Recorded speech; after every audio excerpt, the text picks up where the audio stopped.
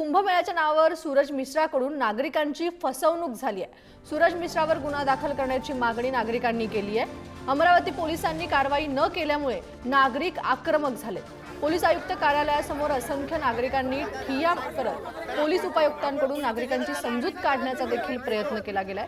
गृहराज्यमंत्री पंकज भोयर दौऱ्यावर असताना पोलीस आयुक्तांसमोर नागरिकांनी कारवाईची मागणी केली।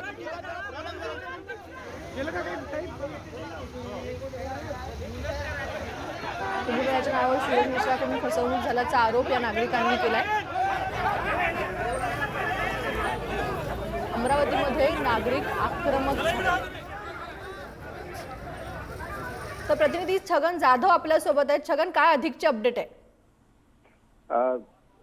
एकंदरीत जर बघितलं तर कुंभमेळ्यासाठी अमरावतीवरनं प्रयागराजला काही नागरिकांना घेऊन गेलेले आहेत आणि ते सूरज मिश्रा यांनी एक ट्रॅव्हल्स केलेली होती आणि त्या ट्रॅव्हल्स मध्ये काही नागरिकांना तिथे पाठवण्यात आलं होतं। मात्र त्या ठिकाणी त्यांचे फसवणूक केल्या गेली याचा आरोप जो आहे तो नागरिकांनी केला होता आणि त्यानंतर त्यांचे नातेवाईक जे आहेत ते राजापेठ पोलीस स्टेशनला पोहोचले आणि त्या ठिकाणी त्यांनी कारवाई करण्याची मागणी केली होती। मात्र राजापेठ पोलीस स्टेशनचे पोलीस निरीक्षक यांनी कारवाई न केल्यामुळे त्यांनी सीपी कार्यालयात म्हणजे पोलीस आयुक्त कार्यालयाच्या समोर ठिय्या मांडलेला होता। कारण आज राज्यमंत्री पंकज भोयर जे आहेत अमरावती दौऱ्यावरती आहेत आणि पोलिसांच्या कुटुंबियांशी ते सीपी ऑफिसमध्ये येऊन संवाद साधणार होते आणि याच दरम्यान हे सर्व नागरिक जे पोलीस आयुक्त कार्यालयाच्या समोर ठिय्या मांडून बसलेले होते त्यांची पोलिसांनी अगोदर समजूत काढण्याचा प्रयत्न केला। मात्र ते ऐकत नसल्यामुळे पोलिसांनी बळजबरी करून त्यांना पोलीस आयुक्तालयाच्या गेट बाहेर काढण्यात त्यांची समजूत काढून त्यांना बाजूला केलेले आहेत।